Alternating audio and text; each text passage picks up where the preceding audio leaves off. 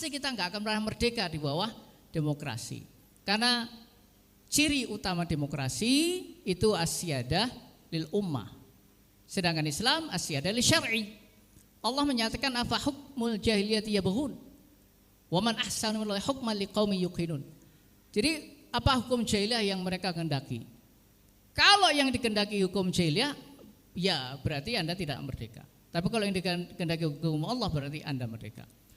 Kita kaum muslimin sudah pasti tidak akan pernah merdeka di bawah demokrasi hari ini.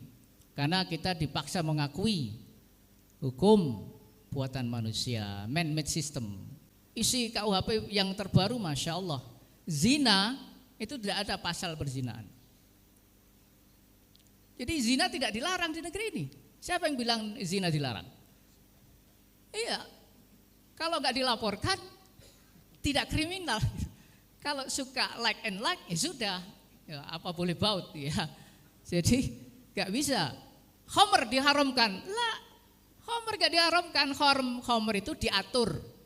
Kalau di tempat-tempat yang tertentu boleh. Kalau mengganggu tidak boleh. Cuma begitu aja, tidak diharamkan. Apalagi riba, riba tambah soko guru perekonomian di sini.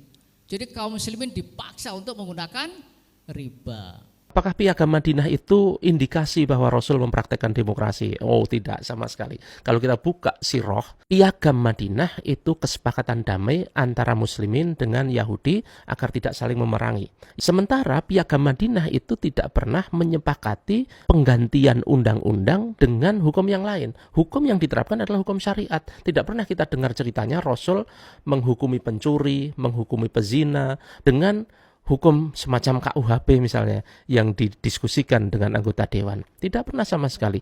Hukum semua dengan menggunakan syariat. Piagam Madinah itu semata-mata kesepakatan damai antara muslimin dengan Yahudi agar tidak saling memerangi. Kemudian kalau ada yang mengatakan demokrasi sesuai dengan Islam. Kenapa?